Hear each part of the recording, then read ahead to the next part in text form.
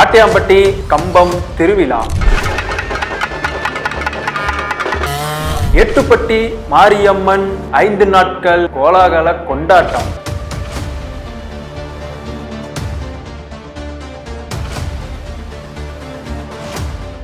பூஜை, கம்பம் வெட்டுதல், செதுக்குதல், வடிவமைத்தல், கம்பம் நடும் பெரும் விழா. கோலாகல கொண்டாட்டம். நான் உங்கள் உமாசங்கர்.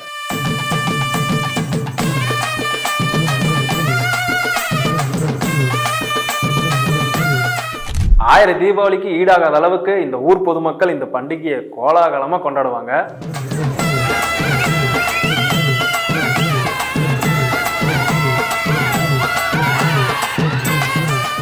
கம்ப வெட்டுறதுக்கு இவங்க எப்படி மரத்தை செலக்ட் பண்றான்னு பார்த்தீங்கன்னா, ஒன்று பாலை மரம் அப்படின்னா வேப்ப மரம். இந்த மரத்தோட ஷேப் வந்து திரிசூலம் மாதிரி 3 கிளையோட தான் இருக்கும்.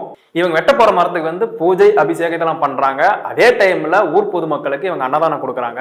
ஒரு நல்ல நேரமா பார்த்து அந்த மரத்தை வெட்ட ஆரம்பிச்சாங்க.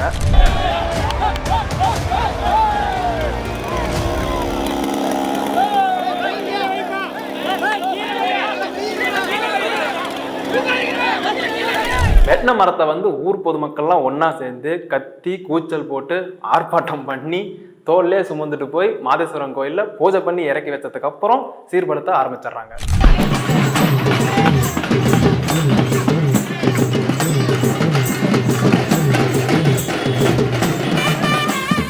சாதாரணமா இருந்த ஒரு கம்பம் ஒரு மாரியம்மன் உருவம் பொறிச்சதுக்கு அப்புறம் ஒரு சக்தி வாய்ந்த சிவனா காட்சி அளிக்குது. இந்த நிகழ்வை பார்க்கும்போது நமக்கே ஒரு டிவைன் வைப் கிடைக்கும்.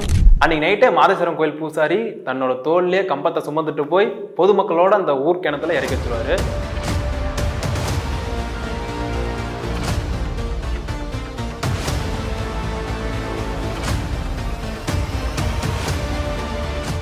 அடுத்த நாள் மாலை கோவி வீட்டில இருந்து மாரியம்மனை தேர்ல அழைச்சிட்டு வரும் பொழுது ஆட்டியாம்பட்டி காவல்துறை அதிகாரிகளுக்கு முதல் மரியாதை அழைப்பு கொடுக்குறாங்க. இந்த பண்டிகையில எந்த பிரச்சனையும் ஏற்படாம பார்த்துக்கிறதுல காவல்துறை ஒரு முக்கிய பங்கா இருக்காங்க. அடுத்தபடியாக மேலத்தாளம் வானவேடிக்கையோட அம்மனை கோயிலுக்கு அழைச்சிட்டு வரும் பொழுது கோவில் நிர்வாகிகள் ஊர்கிணத்துல இருக்கிற கம்பத்தை எடுத்து அலங்கரிச்சு பூஜை பண்ணி தங்களுடைய தோல்லே சுமந்து கோயிலுக்கு வருவாங்க. அங்கிருந்து கம்பத்தோட அந்த கோயிலை 3 தடவை சுத்துவாங்க. அங்க கோயிலை 3 தடவை சுத்தும் பொழுது ஊர் பொதுமக்கள்லாம் ஒன்னா சேர்ந்து கல்லுப்பை தூவி உற்சாகமாக வெல்கம் பண்ணுவாங்க கம்பத்தை. பண்டிகையோட சிறப்பம்சமே இதுதான். ஒரு ஆட்டை பலி கொடுத்து மக்கள்லாம் ஆரவாரமா கத்தி கூச்சல் போட்டு கம்பத்தை அம்மனுக்கு நேராகவே நடுவாங்க. இதுல